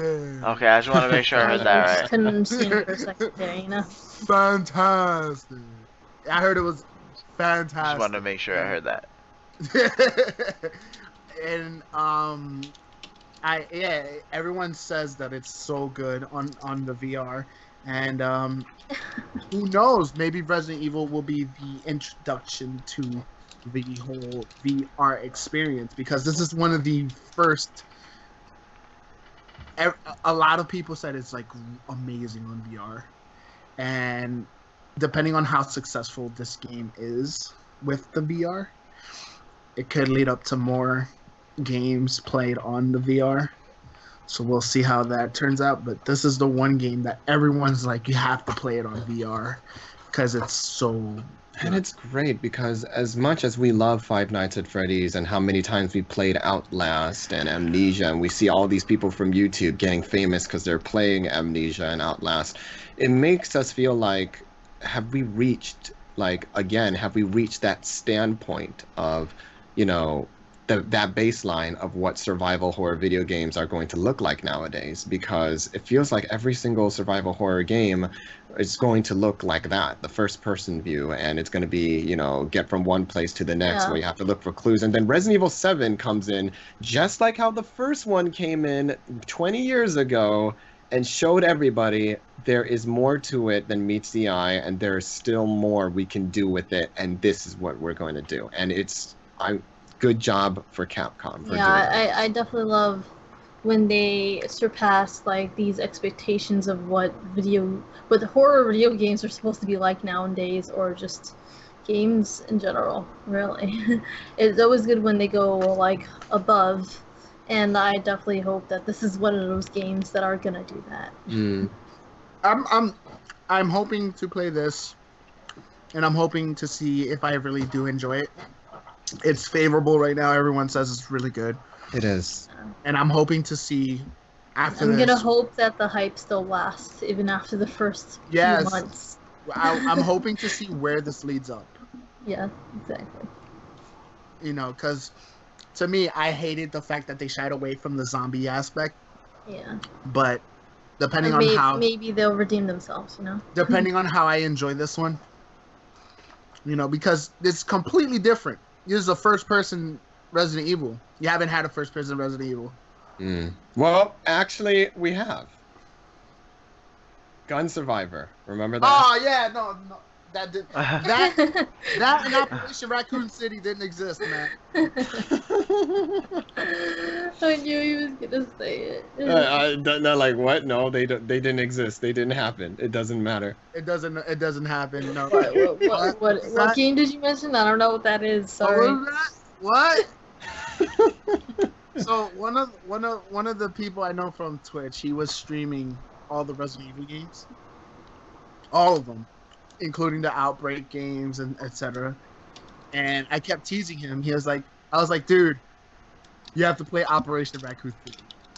He was like, no, F you. I was like, I'll donate if you play Operation Raccoon City. He was like, no, F you, I'm not playing it. I was like, come on, man, you have to do it. He was like, no, F you. Yeah, I think so. I was in that stream too, and I think someone was like, oh, I don't know, I think he at some point said, oh no, I'll pay you not to play it. It's just like, oh god. Didn't they have was that the top-down shooter one? No, it was the multiplayer. Oh, yes, okay. It was the top-down. It was the top-down shooter one, wasn't it? Yeah, I think it was. I played it once and it was so miserable. I just never played it again. It was supposed to be. It was supposed to be Capcom's attempt of trying to catch in on the Left 4 Dead hype. Yes, that is so true.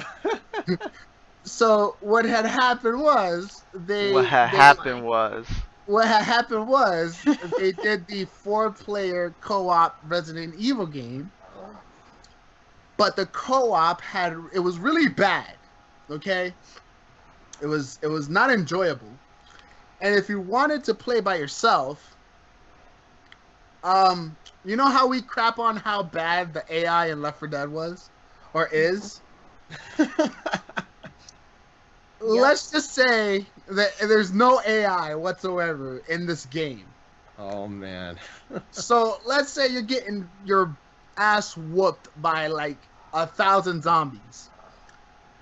The AI is gonna look at you, get your ass whooped by 1,000 zombies, and all 3 AIs are just gonna stare at you, and you're just like, okay, what's going on here? I can't survive this. And you're looking at your partners, and they're looking at you, and it's all 3 of them just staring at you, and you're like, this is hopeless. I'm not gonna survive this. So you're not only fighting zombies, but you're pretty much going up against your teammates because they're not gonna help you at all. And it was very buggy. It was glitchy. It was one of the worst experiences I've ever had playing a Resident Evil game. And I actually sat through it and played 5 hours. Oh God. 5 hours with a friend, and we were just mad at the AI because they couldn't help us. So that was our experience with Raccoon City. I recommend it to no one. I wanted the streamer to stream it just to go through the groans and pains of, like, because I sat through the pains. I just like feel my pain. I know. I was one of the people that actually played the crap. It was crap, okay, and nothing more, nothing less. And yeah, don't play Operation Raccoon City unless you're a masochist and you want to go through. Oh my. Pain. Well then. With that note, we also had the Revelations games. Yeah. Which was the episodic games. Yes. And they weren't bad. I'm still playing them, so I like them. I like them. I like both of them. And the reason why I like them was because it's just a little bit of a breather to just see when Resident Evil was turned into this action-y series all of a sudden. It goes back to form with these characters that we're familiar with. It goes back to form where you're stuck in one place. Now you got to go back and forth, find keys, and basically, quote-unquote, survive. You know what I mean? So it just goes back to it, and I'm like, well, now this is great. Well, yeah, like, I definitely like it because because it's episodic, they focus mainly on the story. Yes. And just showing you what's happening and you living through what's happening in each episode. So, and the transitions I think are great. Like, the first 2 people you play as is Moira and Claire. And Claire, there we go. And then Claire. And then in the second half of the same episode, you play as the little girl was Natalia, I believe, and Barry. And I love the second half way more, to be honest, than the first half. I thought it was fun too. It's because you're playing as a little girl. I thought it was just like so interesting that this girl had these really good, useful powers. Like, don't get me wrong, the first girl was alright, but she felt more like she was so passive that you almost didn't need her around. But with Natalia, you kind of relied on her for a lot of things. And if you played Revelations, you would know that there were some spots or some locations you literally would not be able to get into unless you had this little girl by your side. So she was basically like the greatest help to your survival in that part of the episode.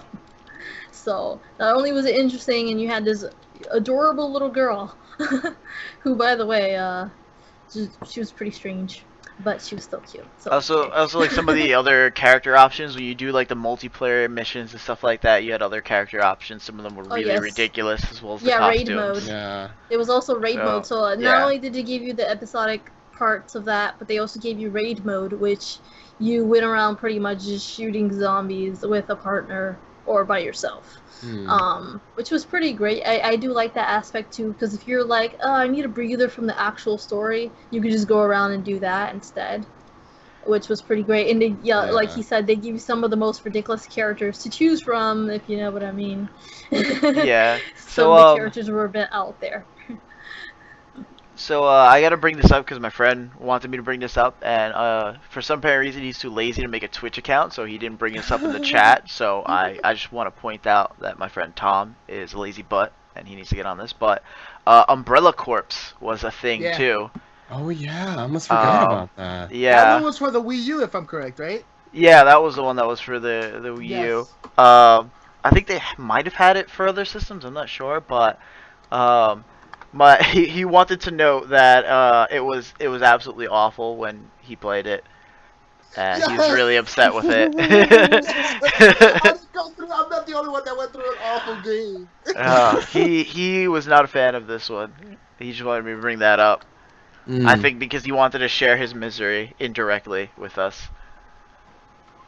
All right, so let's go through the movies. All right, now finally, the moment some of you guys have been waiting for. We're going to talk about... I was not waiting for this because I actually sat through all these terrible movies just recently. All right, so the live action films. Let's start with the very, very first one that was released in 2002. Wow, since 2002, the one which was the only good one in my personal opinion. I argue that was the only good one as well, but yeah. Straight down to 2002. Wow. Directed by Paul W.S. Anderson, and it starred Mila Jovovich and Michelle Rodriguez. And Before you continue, I think all of them were directed by Paul W.S. No, he didn't. He directed 1 and then 4, 5, and 6. Which the 6th one came out. That's still a lot! And he did 7! And so, basically, yeah, wow. So, since 2002, we've been having this Resident Evil film series, and it finally ended. Well, quote unquote. We'll see how long this breather we're going to get. It finally, quote unquote, ended yesterday, or Thursday for some people, with the release of Resident Evil, the final chapter. I'm gonna call it now. If this movie does just well enough, like if they get $1 over what they're hoping to get back, we will see Resident Evil: A New Beginning. Oh, I know it's gonna end up happening. Resident Evil, let the new saga begin. And so, first off, let's by Paul W.S. Anderson. Yeah, so let's start off with the first one. Who here has seen the first one? Yep. I think we all did. Yeah. We pretty much all did. You did too, Brandon? Yeah. All right, so why don't we just say it was zombies and lasers and all the good stuff. If you guys know anything about me about the cinema, I tend to focus on this one certain part of a female body. Oh my god. Oh man, why? And therefore, I am proud to say I saw Alice's. We all did. It's okay. Okay, so we all did. Rolling back. It was funny because with the films, even though a lot of times I was just like, man, I know this is gonna be terrible, but I'm just gonna watch it anyways. And I watched it. I was like, that was terrible. Let me go watch the next one. And I just kept going and going and going. And I was just like, this is awful. Maybe the next one will be better. I know it won't, but I'm gonna keep going. And now with the newest one that's out, I'm like, it's gonna be horrible, but maybe I'll watch it. I don't know. I'll think about it. Yeah. I know I'm gonna watch it just for the sake of I've seen them all. Me too. I want to watch it for the sake of just finishing it. I haven't seen them all, but I will. I do want to see them all just for the sake of just being able to watch it and know where I stand on all of them. I personally did like the first one a lot. You masochist. I personally did like the first one a lot, though. Why do you want to put yourself through this? I've seen most of them, so I really only have like two movies to catch up on, so it's really not that. The worst two? Oh my god. It's not that much. The worst two? It really isn't that much. The worst two. You know, there were so many times where I was watching the films, I can't remember which movie exactly it was. Because they all had ridiculous finale sounding endings to their names. Like a lot of them sounded like they were the last movie that was ever going to be made on this series. You were like, yes, it's gonna be the I'm last just like, movie. cool. Is it the last one? No. Is this the last one? I don't even know the order. So there was one where Apocalypse, afterlife, after. there was like, one where there was a guy in a radio tower, and he was shooting down trying to cover them. Meanwhile, they're like slowly climbing up the tower. I'm like, why doesn't he just aim down and shoot them as they're coming up at him? But no, Oh, he that's the just third one. lets himself get attacked and gets killed. And I'm just like, I don't understand. Why did that scene occur at all? Could he not see them even though they're at an angle going down? It just never made any sense to me. And I was watching that. It was so painful to watch. Meanwhile, do you know what's the thing though? Like, it gets it's just like, okay, what more are they gonna put in these movies? You know, seriously, like We've already had clones. we had clones, and then we had Wesker, and you got the zombie dogs that mouths open like the freaking dude from Blade. Oh, that was great though. The zombies disgusting as heck. What else? You fought the Nemesis. You fought this evil organization Umbrella that like started the whole thing, and then Jill turns bad, and then everything. It's just like, what?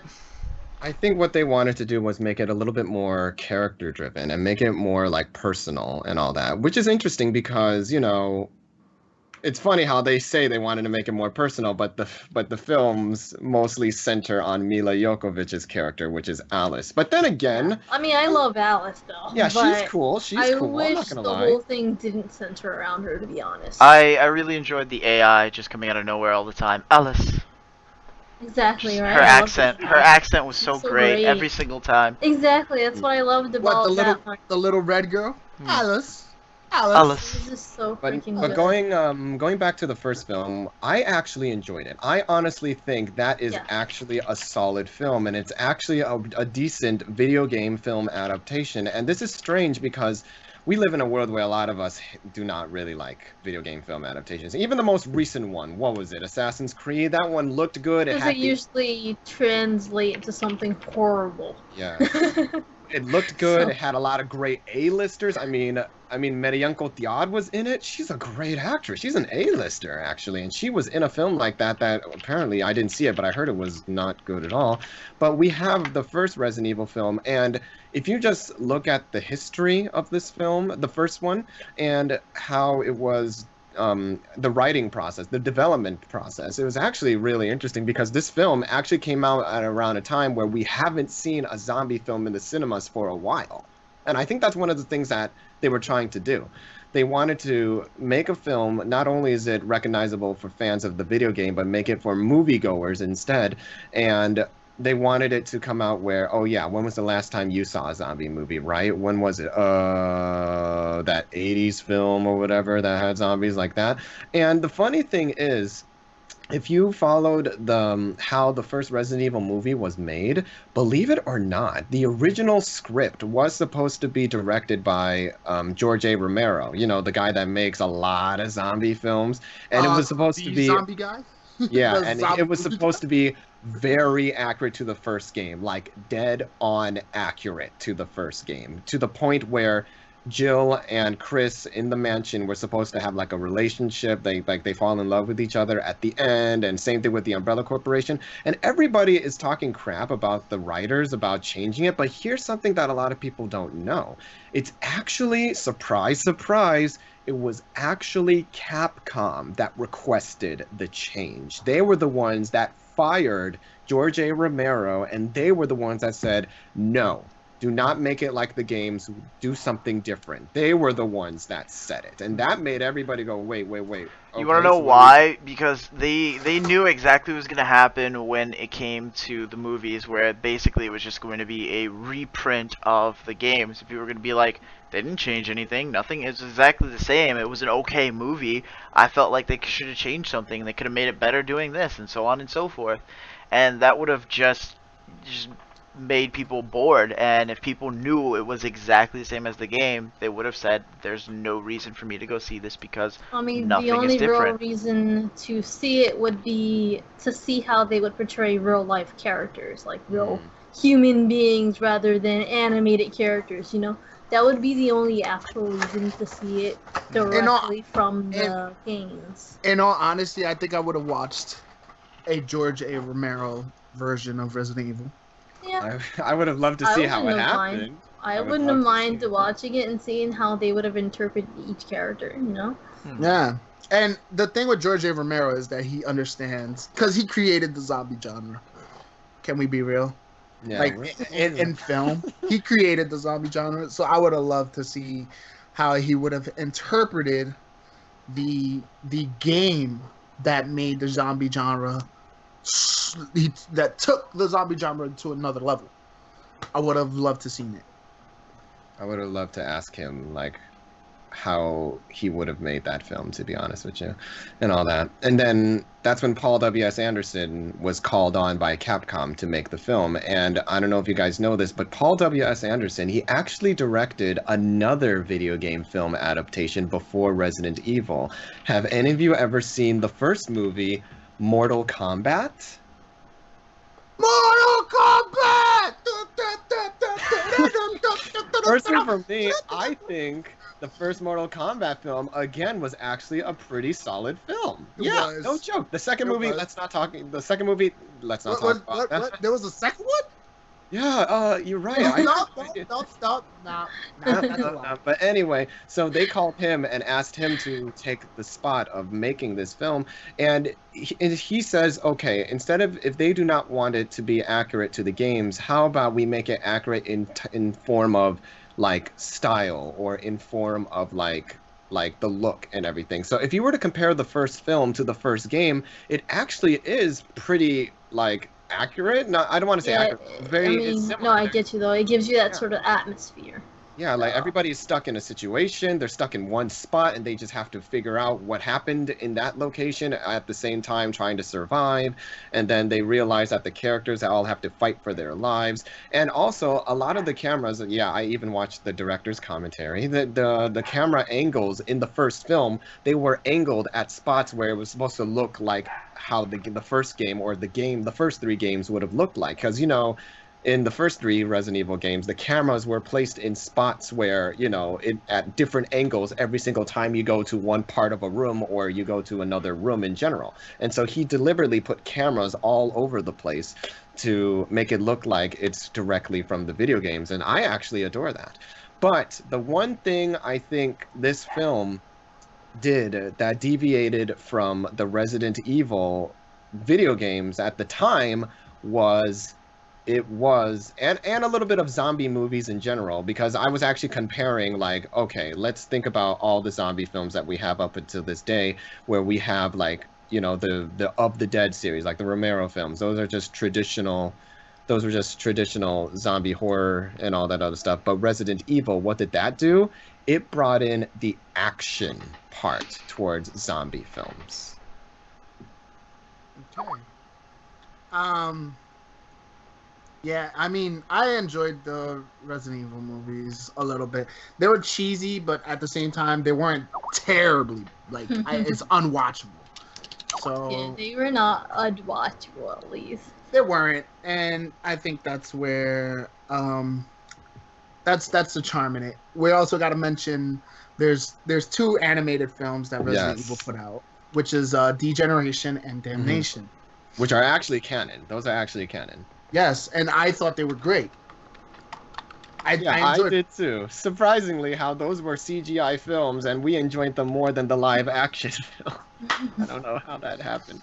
It happens, and I thought they were fun, and I liked them. I think there's one coming out as well. It's called Vendetta.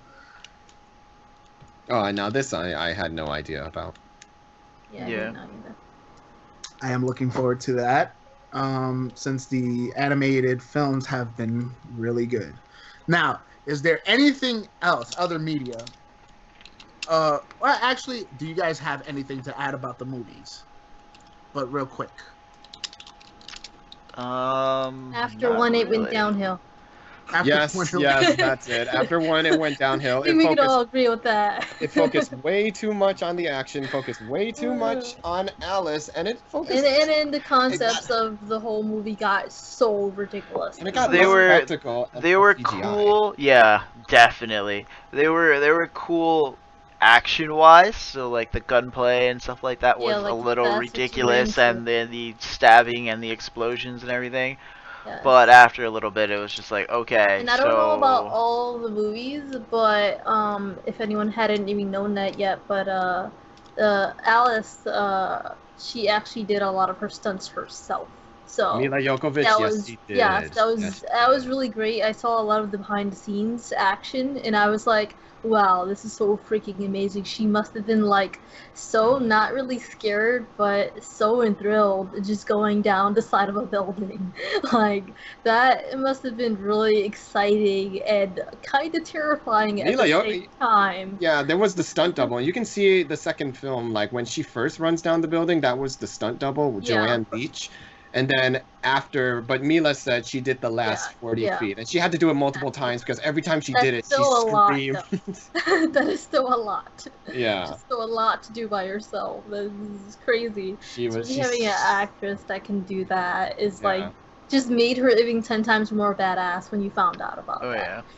And let's not forget how starting in the second film, she got all superhuman and it was all science fiction-y, which I thought was all right, but sometimes... I couldn't really hate on the main character. It's just, I guess the writing just got really bad.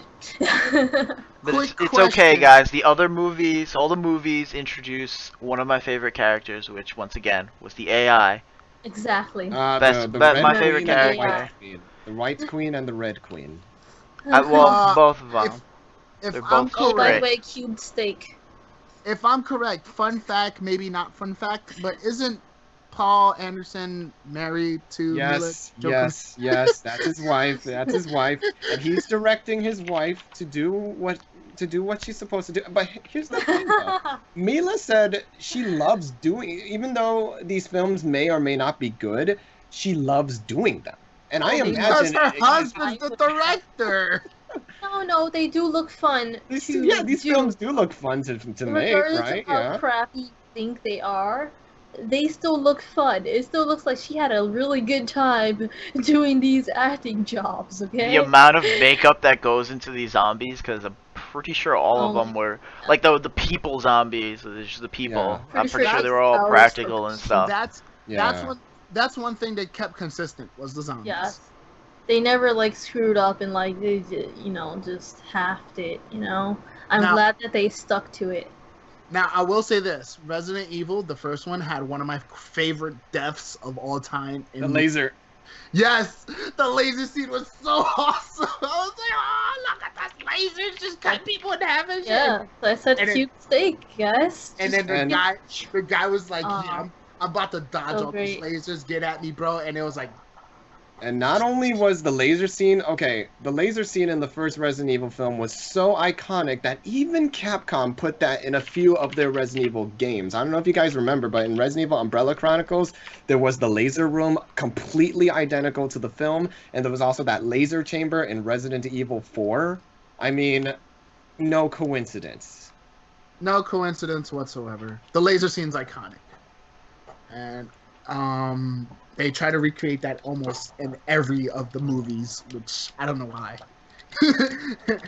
Once you do it once, like that's it. That was good, yeah. But you know what? It was fine. They found a good trick that worked for them. They kept it going. Yeah. Whatever. So that is true. Besides that, I don't think there's any more mediums. I don't read books. Tark, is there any Resident Evil books out there? Oh man, I have a collection of them right now, actually. But the Resident Evil books that they have is just like more of a narrative telling of the Resident Evil video games from 1 all the way to Code Veronica. And there was also a 0 story, with Billy and everybody. So, and I read them. I actually read them. And it's actually very entertaining because, like, if you're trying to figure out how can the story, since it's from different perspectives each game, how can they, make it into one narrative? The books are the ways to go, and I read all of them, and they are actually they're actually good reads, I'm not gonna lie. I don't read, so. I don't know. It We're aware. is in general a And, good series, so you know, I think the Resident books would definitely be good. Now, we're gonna wrap this up, and I think that Resident Evil, although I did not appreciate as much as everyone else, I didn't appreciate 5 and 6. I thought the series itself is revolutionary. It keeps evolving. I'm looking forward to 7. I've heard great things about it, and who knows how much longer the Capcom's gonna be milking the series, but. Yeah, you As know long what? as They're doing what they're doing. They're making money. exactly, as long as Can't blame they, them. as long as they keep getting money and keep making good stuff, the series is going to be successful. I mean, Exactly. this is like the third longest Capcom series going. Street Fighter. Currently, I said third longest, man. Come on. I know. Just saying. There's Mega Man, then there's Street Fighter, and then there's Resident Evil. So that's how it goes. And I still like the series. I think it's fun. Again, they have its hit or miss, like the movies. Yes, exactly. Like The movies- everything has its ups and downs. All the movies except for one are miss. But then again, I'm sure there's a lot of people who do like them, and some people who there's- do go to movie theater to watch them just look because how they many want to they see made. How horrible it is, so. Look how many Yeah, they exactly. made. The fact that they've lasted Obviously, they this sell a long, fan you know. base, so people do like it. No, of course, and I think that's the charm in it. That it has a fan base. It has its fan base. I think it's also because when you're originally the fan base of the RE games, and then you go and watch the movies, you're sitting there the whole time just comparing the two. So you don't really always get the full enjoyment out of the movies because you're like, they should have done this, or it's totally not like this. Like you're constantly comparing the two, regardless of what you think. In the back of your head, that's what you're doing. Okay, so thumbs up for Resident Evil. Yes, Resident Evil has basically paved the way of survival horror video games, and it still continues to do so. Even I know that in chat that people mentioned Silent Hill and Fatal Frame. Even the creator of Silent Hill, he was inspired by Resident Evil, and he says, we want to take that and do something different with it. Silent Hill happened. And then Silent Hill happened, and then Fatal Frame was like, we want to take Silent Hill and do something different. Fatal Frame. See? But if we were to go down this route, Resident Evil was there. And as much as some people do not like how it is now, or some people think it's weird, or people who do like it, we have to give credit for what it has done for the video gaming community and just video game development for horror games in general, and what it still does. It's still a great series. It's still fun to play. And I think it's going to be with us for God knows how long. Look at the hoodie I'm wearing. If it weren't for Resident Evil, we wouldn't have games like Left 4 Dead, Dead Rising, all these zombie games. Like just how we said the godfather of all zombie games, zombie movies is Night of the Living Dead. Well, Resident Evil is the godfather of zombie games in general. So I know there's zombies ate my neighbors, but it didn't have as much of an impact as Resident Evil. So therefore, boom. So, conclusion: Resident Evil's awesome. I want to do the anime of the week, and it's not High School of the Dead. Okay. I hope not. It's gonna be the Resident Evil anime.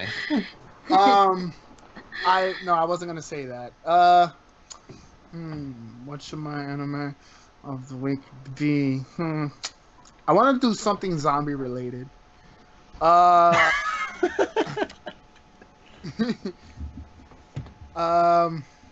Like zombie killing, or just with zombies in it? Just zombies, really. I think. No, you know what? It won't be zombies this time. How about this?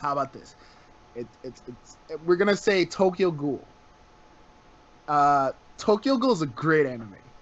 It's not zombies, but I think it's close because they like eating humans. Yeah, they're demons more like, I guess you could say. They like eating humans, but Tokyo Ghoul. Tokyo Ghoul is really good. I enjoyed it. It's very, very, very, very great anime. There's 2 seasons to it, and I think it's a phenomenal anime. So Tokyo Ghoul. If you guys like it, go ahead, watch it. If you're a fan of anime, you probably have already seen it because it's so popular. If you haven't, and you're like, ooh, this sounds interesting. Tokyo Ghoul is phenomenal. I liked it. It's great, and I hope that as much as I enjoyed it, I'm pretty sure you enjoyed it. Guys, this was the episode. You guys are awesome. Thank you all for stopping by. We all have our Twitches up, down, left, right. Up, There's down, Twitches Up, in our down, picture below, box. everywhere, just up, down, Yeah. left, right, BA.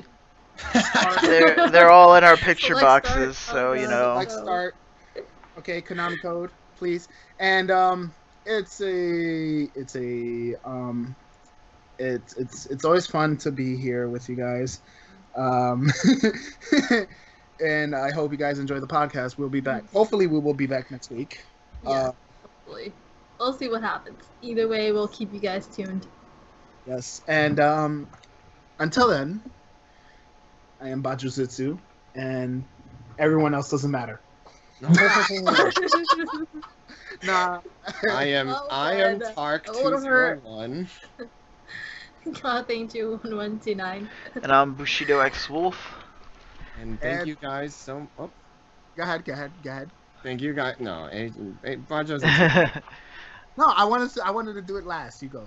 All right. Well, thank you guys so much for joining in, and I hope to see you guys again soon. And in conclusion, Resident Evil's great.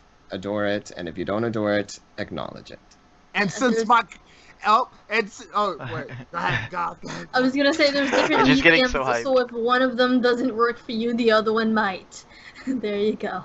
And since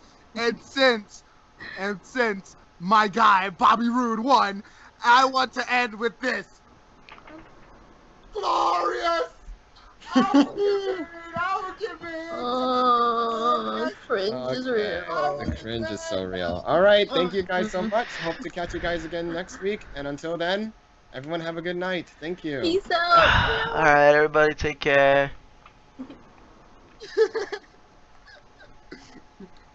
Oh, God. Oh, God, it's right.